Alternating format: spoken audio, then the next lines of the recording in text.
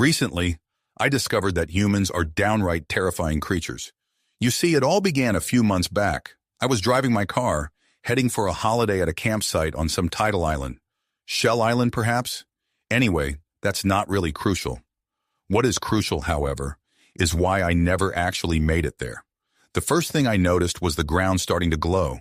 The second was the sky beginning to glow. I panicked. I slammed my foot on the pedal, and the vehicle lurched forward. The third thing I noticed was that I was about to collide with a tree, and the last thing was the brightest flash of light I'd ever witnessed, followed by darkness. When I came to, I was still in the car, feeling like I was made of air, my head throbbing and the walls far too bright to be waking up to. I squeezed my eyes shut at this last realization, and it took a few moments before I opened them again. And there was a shape, too, purple and round. I blinked a few times. What could I remember? That's when it struck me. I'd been abducted by aliens. I opened the door and stumbled out. I could hear something making the strangest noise I'd ever heard.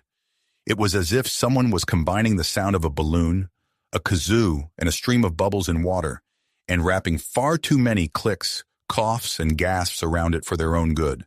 The sound actually suited its owner quite well. I turned towards the source of the noise and stared. The purple shape was a living being. Not just a being, either. The purple color was some kind of suit, although since it was facing away, I couldn't see its face. It had one tentacle-like limb pressing down on a button, and the other flailing in midair. No legs. It was tiny, too.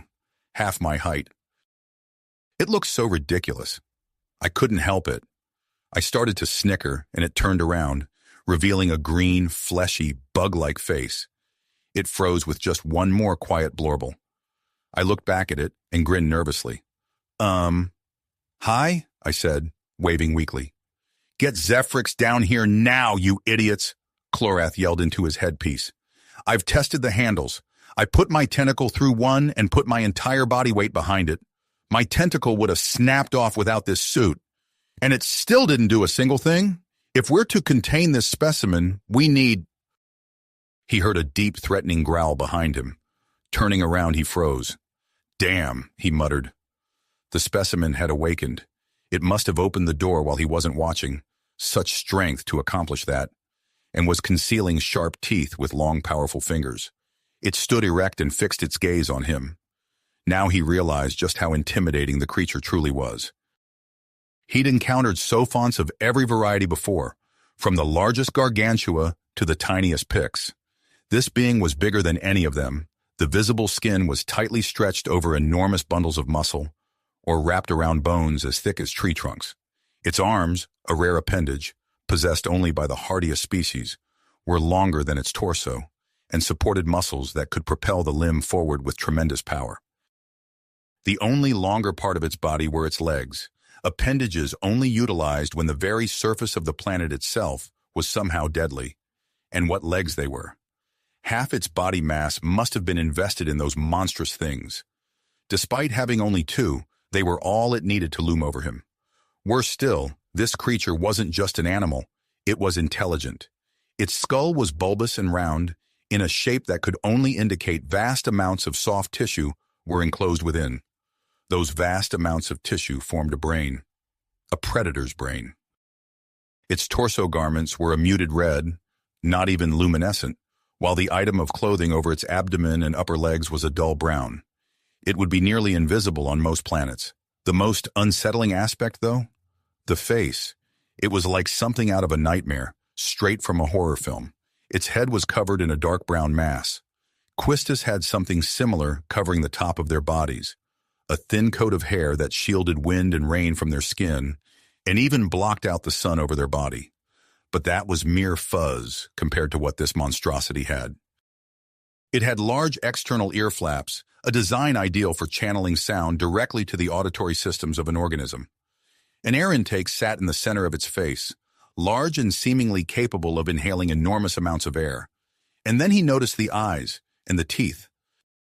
Its eyes he should have noticed first. They weren't at the edge of its head like a normal animal's. They were both halfway between the edge and the nasal organ, a configuration found in only two types of creature, predators and the most incredible leapers in airborne animals. and he was pretty sure it wasn't the latter. They were like something from a horror film. The edges were white, but the center turned deep brown-green, and at the very core turned jet black. These eyes were staring at him intently, cold, calculating. And then it moved. In a gesture of pure aggression, it bared what looked less like teeth or an internal beak, and more like industrial shears. They were yellow-white, a color that evil itself would be pleased with. Clorath shrank under its intense gaze. It made a deep guttural noise and raised an arm to strike. Clorath never moved so fast in his life. I watched the little alien squirm directly out of a door, dumbfounded. I wasn't that hideous. Okay, maybe a midget bug squid had different taste to the average human, but a reaction like that just wasn't what I had anticipated. The thing was about as slow as you'd expect a creature with 2 tentacles and no legs to be, so I disregarded it from that point. Searching for a way out, there were 6 different exit holes for the aliens, and 2 holes at the tops of what seemed to be helix-shaped ladders. I couldn't figure out what those were for. I decided that the hole used by the alien was the best option and approached it, but they closed it on me. A shutter dropped down from all of the holes, sealing the room. There was something off about how the door closed, though. I pondered for a moment, and then it clicked. I opened my car boot and grabbed a few items. I didn't know how large this place was, so I'd need some supplies. And since I'd been planning to go camping, all were conveniently stored in an inconveniently heavy bag. With that done, I hauled it over to the door, half my height like the alien, but with space nonetheless, and put my fingers under the shutter. I was right.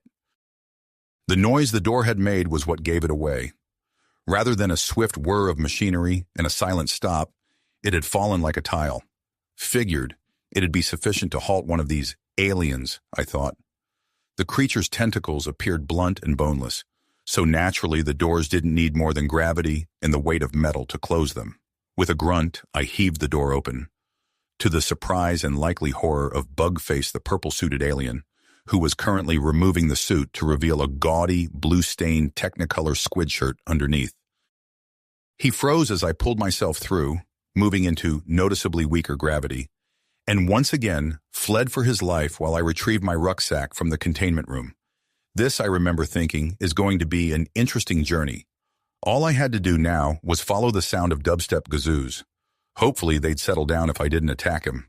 From the frantic alien shouting I could hear, though, I knew that would take quite some time. "Code Black! Code Black!" Clorath yelled down his headpiece as he ran. "Class 90 Deathworld inhabitant is loose on the ship. Very large.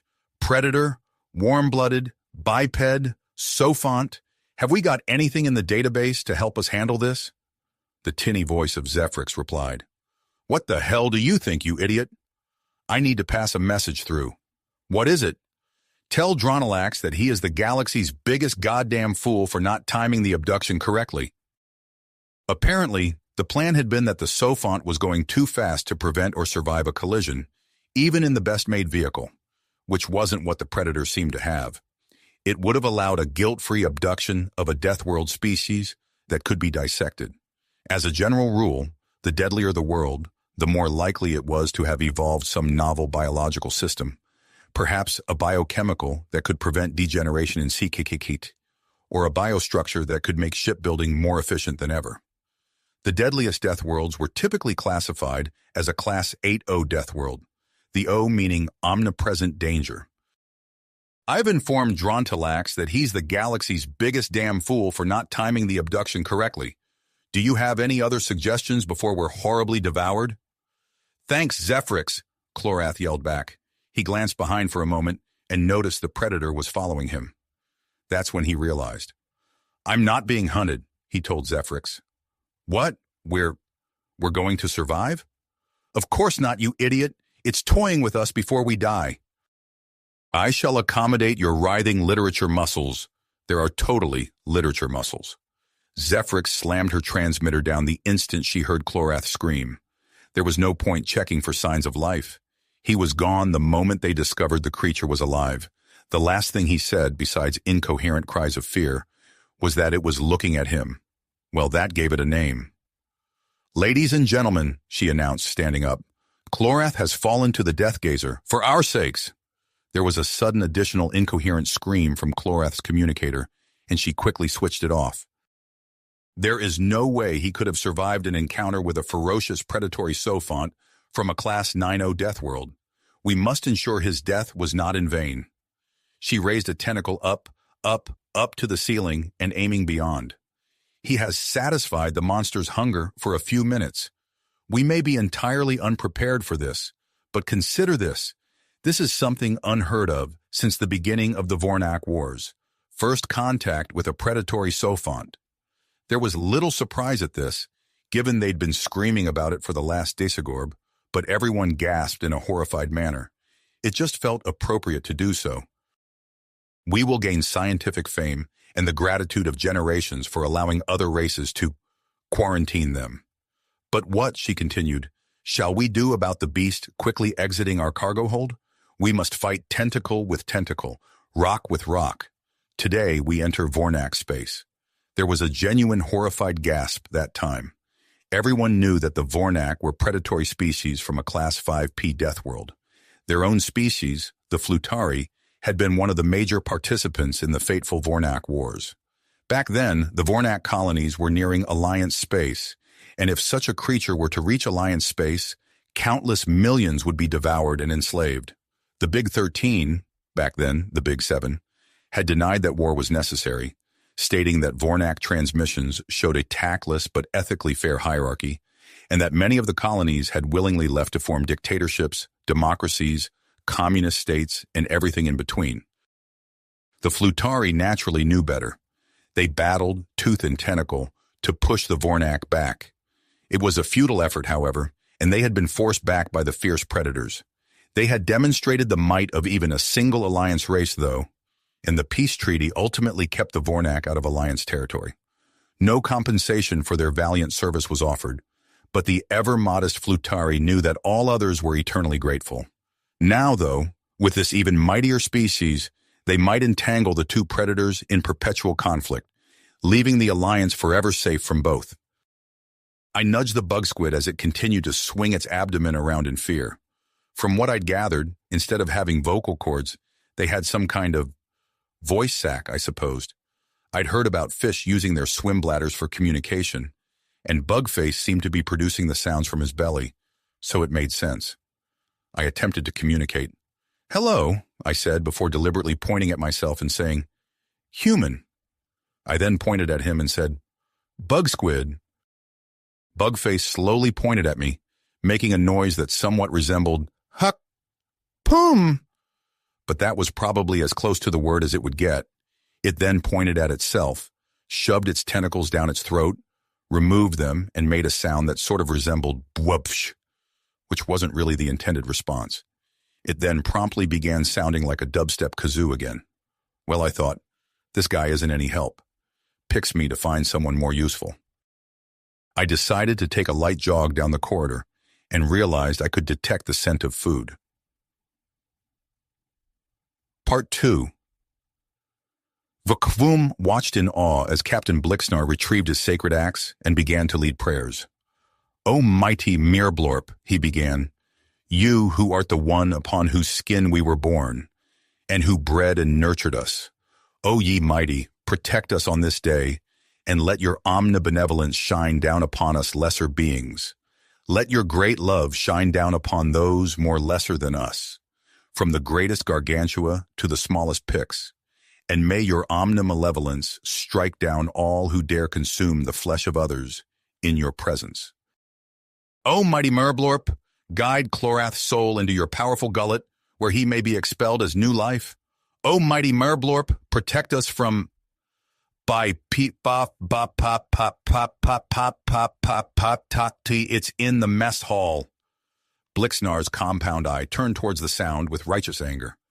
"It dares enter that which is most sacred to Mirblorp. Sacrilege!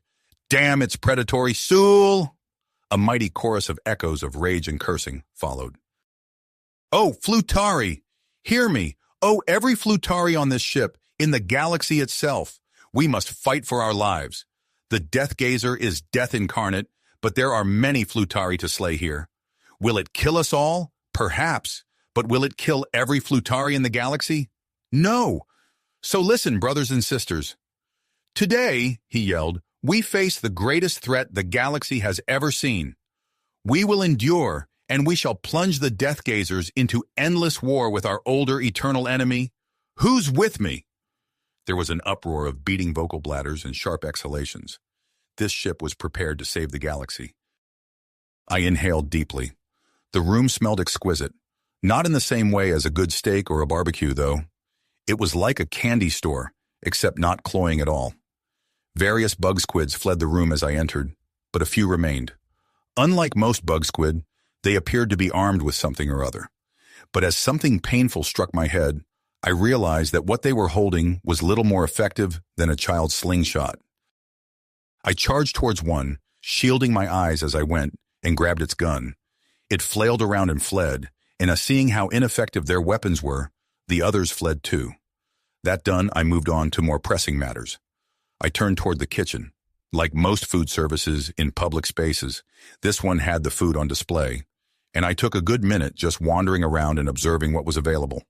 Nothing seemed fibrous enough to be made of meat, and there were many leafy things, but they were unlike any earth leafy thing I'd ever seen. They were more like rainforest plant leaves, enormous things that had been sliced up like steak. And the aroma, they made up the majority of the food here, and they produced the bulk of that wonderful smell. I picked up a plate, found it had the consistency of jelly, and then took a paper plate from my bag. Lunchtime. "Report, soldier! Report!" Vovoom yelled into the headphone, causing the soldier on the other end to flinch. "Why haven't you shot it?" "Well, Vivi, we did, and—" "Oh, let me guess," Vovoom said, waving a tentacle in the air dramatically. "The big scary Class 9O Predator is apparently bulletproof. Because of course it is. Am I right?" The silence in response was almost tangible. "Fucking knew it. Never fear because we're almost at our destination. Anything to add before we pass the comms beacon?" "Well, it seems to be sampling the B-bloblip." "Well, that's just wonderful." Vovoom sighed. "Not only is it a predator, it's an omnivorous predator, meaning that if death doodahs ever escape their homeworld, they're not just going to eat us, but they're going to consume everything we own too." There was a strange look in her direction from the entire room. "Haven't you heard the tales of Deathworld omnivores? They're worse than the carnivores. They can eat anything, right down to solid rock and bone." There was a cough from Blixnar, along with a glare. "Why aren't you panicking?" he yelled. "We've got a 9-0 loose and you're worried about the crops?" "Well, it's not like we're going to survive long enough to worry about anything else, since the guns don't work on." "Hey, look, the beacon." She opened comm. Channels. "Hello, verminous predators. This is the Flutari ship you don't care about because you want to devour our flesh." On the other end, a snaggletooth face snarled. "Okay, Flutari, I'll humor you once," the Vornak muttered. "Rawr. I am a vicious Vornak. I will eat you if I so much as see you. Mwahaha. Anyway, Vornak space is strictly off limits to Flutari after the 7th contact incident. If you are lost, please see Space Station 468, currently located on the holodisplay coordinates. If you are, we'd like assistance dealing with a Class 9O omnivorous predator that's currently loose in our ship." The reply from Neem was, "What? We thought you might appreciate it for your savage blood sports, but—" "First of all," Neem began, "those are holograms controlled by animals without harming the animal itself. Secondly, a Class 9O? What were you thinking?" "We were thinking it was about to crash into a tree in its vehicle. Then Drontalax, whom we will offer as tribute to your terrible flesh-eating ways, managed to capture it too early and leave it completely unharmed." Neem was speechless. It was common knowledge that Flutari, despite coming from a world that was barely a Class 2F, roughly equivalent to the biggest danger being a tree falling on you, always seemed to find themselves in the most perilous situations. Then a thought occurred to him. "You said, vehicle. You abducted a sentient Deathworlder." There was the sound of a brief scuffle, and the translator interpreted it as a different voice next. "Curse your name," Terrible carnivore? The Vornak sighed.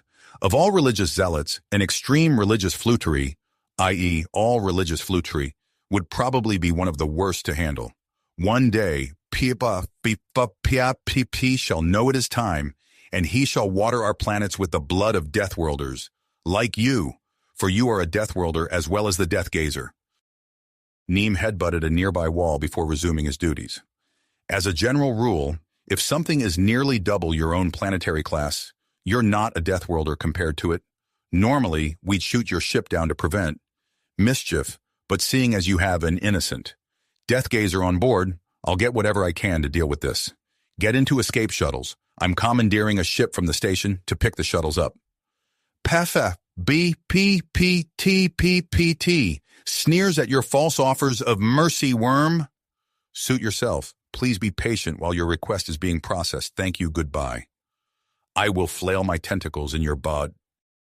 Neem sighed in relief and dialed another extranet number. Hello, this is Neem. I'd like to report that a Flutari ship has entered our territory and has requested assistance in a rather delicate matter. Archangel Dracor growled at his troops. Lesser women, lesser men, he bellowed. This is your mission. He flicked his tongue towards a holoprojector, the pointer in his hand moving the cursor to the center of the ship's virtual model. We know, he declared, that the Deathgazer, as the meatbags call it, is situated within the food hall. This means that it will be fully satiated once we arrive. He slammed his foot on the floor. Do you know what this means, maggots? It is going to be off guard, sir, they yelled in unison, their blood stirred by their squad leader's intensity. Do you know what you're going to do on sight? Not shoot, sir? Damn right, the squad leader roared. And if it attacks, the victim is already dead, sir. Then we are ready. Oorah! They am straight maggots. Move out. Go, go, go. Silence from now on. The door to the Flutari ship opened, and as their squad leader ordered, they moved in absolute silence. I sighed. My teeth were probably going to rot after all this sugary alien food, but alien tables and chairs apparently made a really comfortable man nest. I began pondering how these aliens actually functioned. Their eyes were on the sides of their heads, and I hadn't seen any meat in my last meal, so they were likely herbivores. If there were carnivores on their planet, they weren't like any carnivore I'd ever heard of. In the blink of an eye, they would have been toughened up into a form that needed a bit more support than this. And the evolution of carnivores was pretty much a given in any evolutionary history, so that left two possibilities in my mind. They were either descendants of some sort of space veganopia, or they'd been created as the universe's most useless abductors. I couldn't decide which frightened me more, that we might become something like them one day, or that, okay, yeah, if humans are anything to go by, it was the latter because there's always a big enough jerk. Metaphorically, disregard that. Anyway, at that moment, I was roused from my slumber by sounds that resembled a cat's claws on laminate flooring more than the swip, swip, swip of the bug squid. I got up, not particularly wanting to be caught off guard by something that could only be infinitely more dangerous than the world's most useless aliens. It came around the corner and appeared startled that I had noticed it the instant it entered the room. And the size of the creature. It couldn't have been much bigger than a cat, but from the fact it was wielding some kind of gun with its bizarre prehensile double tongues and the fact it wore armor, I knew it had to be twice as smart as the vegetables I'd encountered so far. It approached me, followed by others, in an orderly manner. The one in front stood up on its hind legs and began shouting dramatically. I guessed it was trying to assert dominance for some reason or another. However, what concerned me was the gun it was waving around emphatically, so to teach it basic gun safety, I grabbed the weapon from its tongues and dropped it on the floor. Not the wisest decision I'd ever made, in hindsight. Part 3. The Deathgazer moved with uncanny fluidity for something so large, snatching the kinetic impactor from the Archangel's grasp, as if it had been a toy from a puppy. The squad reacted immediately. The finest kinetic rounds, the densest stone that the hierarchy could procure. But it was futile. Its flesh was as tough as leather, and as its armored hand covered its sensory organs, the Vornak soldiers realized it had become as impenetrable as a tank. They continued firing on it, though. They fired until the last gun was torn from their grasp, until it shattered their hopes on metaphorical rock by smashing their guns against a wall on the other side of the room. How it even managed to throw so far was remarkable, until they understood that their claws couldn't even pierce the Deathgazer's skin.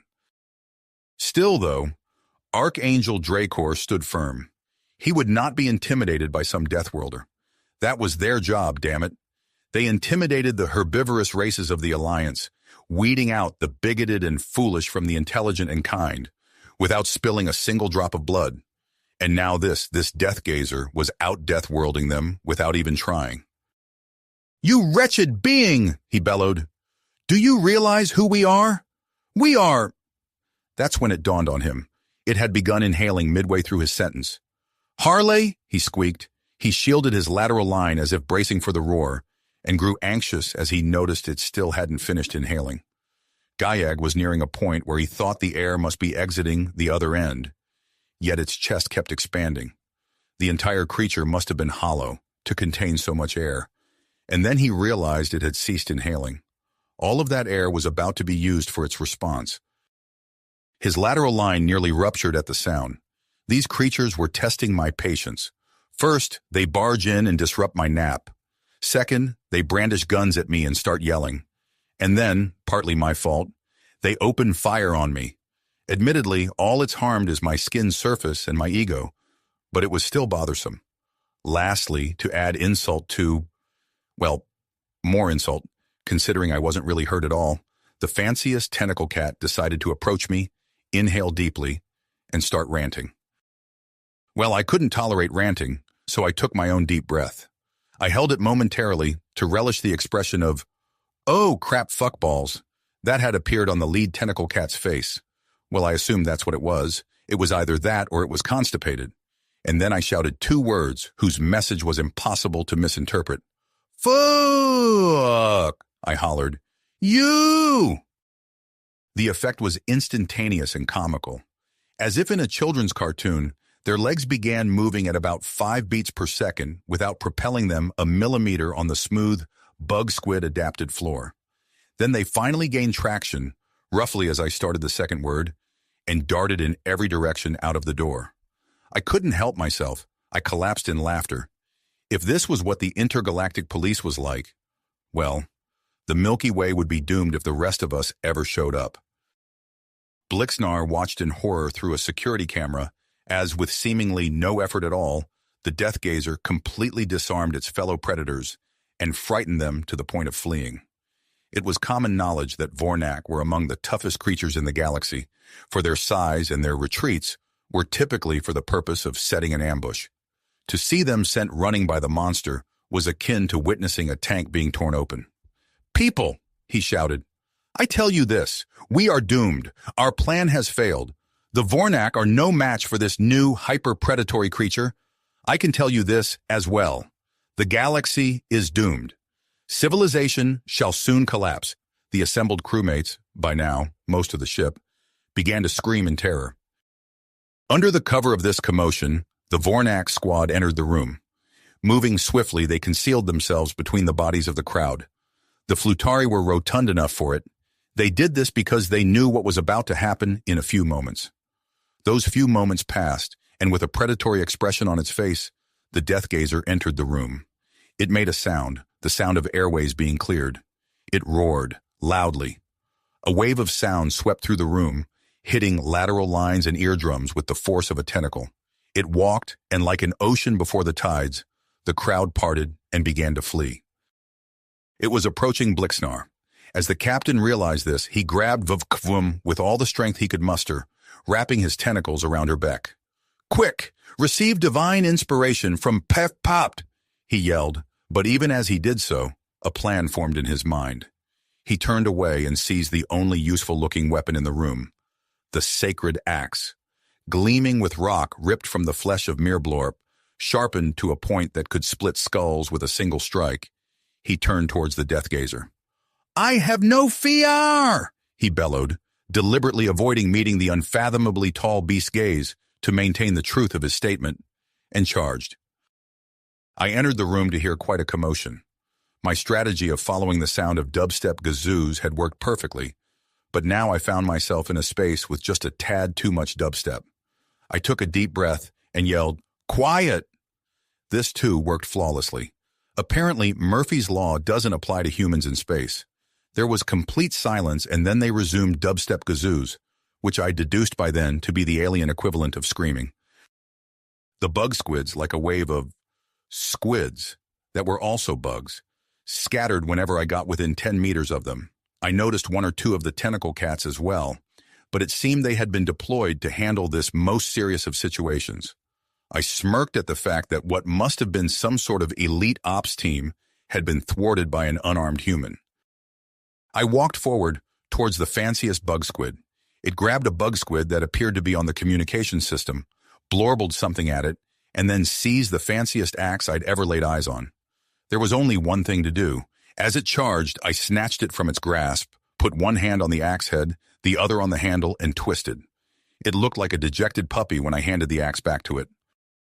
Vvk looked on as Blixnar whimpered. "But that was the sacred axe," he said, so heartbroken that he was starting to drool. "I got that for my captaining." At that moment, he stopped whimpering and dramatically raised a tentacle in the air. For a moment, Vic Foom couldn't figure out what Captain Blixnar was doing. Then she realized. With the other tentacle, Blixnar picked up the half-bisected axe and shouted, "Puff, puff, has chosen me to read the axe." Axe readings only occurred in the most dire circumstances, which always happened to be when an axe was broken. However, typically, sacred axes broke in a predictable, easily read manner. A single short break in the axe's handle, the break running from the front to the back of the axe, which meant slay the pagans in the name of Almighty Meyerblorp. Blixnar's sacred axe, however, was broken in an unusual fashion.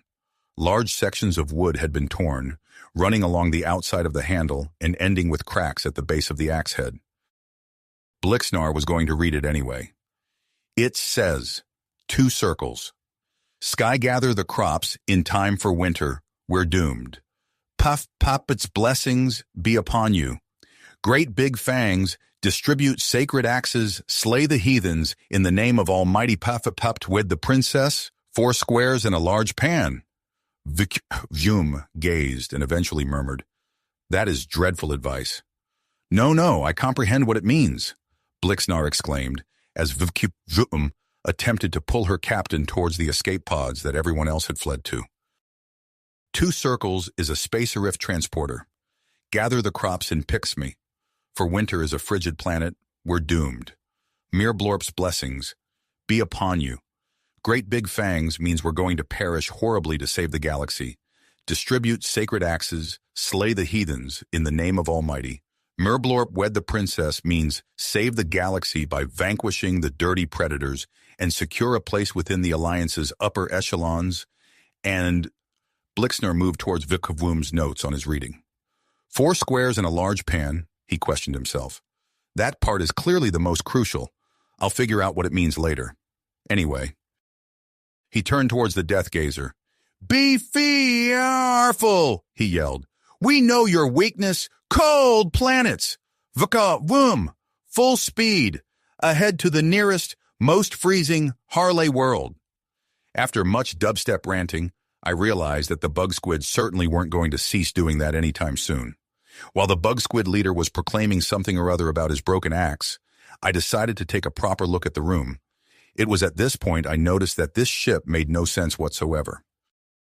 Firstly, the fact I was able to walk here at all was a dead giveaway. I'd seen 2 types of aliens, and both had been minuscule compared to my glorious, humanly self. Yet here I was walking through their corridors with a good few meters above my head. It couldn't just be for vehicles either. I'd had to duck a little to get under their doors, which weren't wide enough to get any stable sort of vehicle through it. Apart from a forklift, perhaps, but what was there to lift to? Secondly, the food. The tentacle cats were clearly carnivores. I'd noticed their sharp teeth when they had tried to scare me off. The bug squids barely had anything resembling a mouth. Judging from the leafy shapes and soft texture of the food, in what seemed to be a cafeteria, it must have been bug squid fare.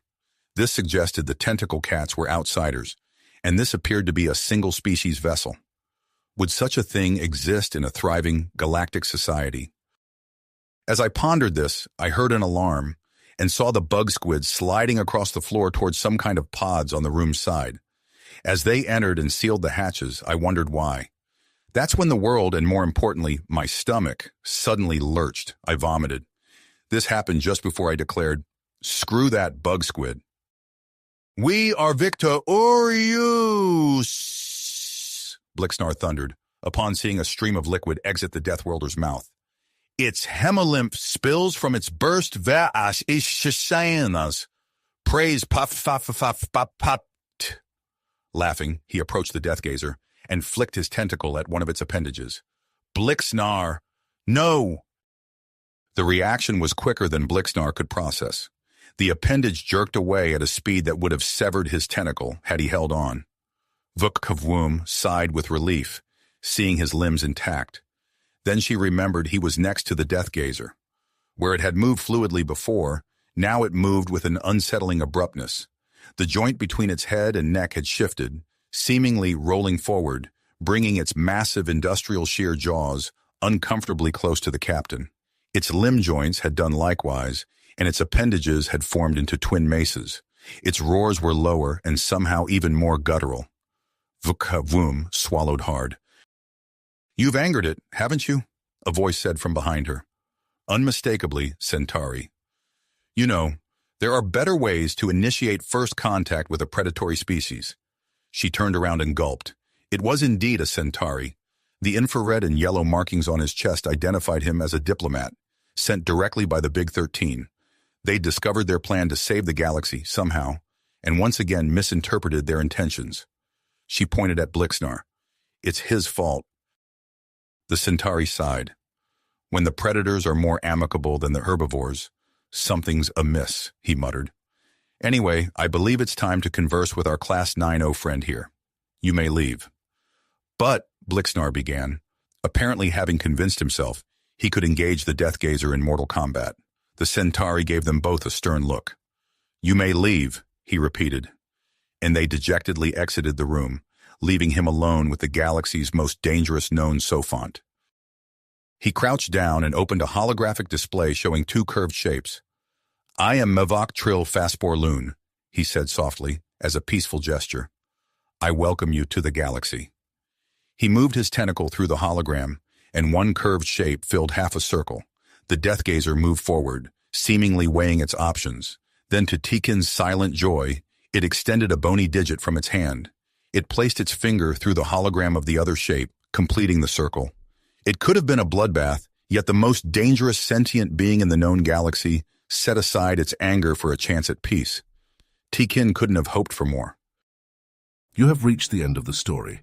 If you enjoyed this story and want to support us, please leave a like and subscribe to our channel, and for every comment that says 88, I will heart every single one of them. Thank you for your time.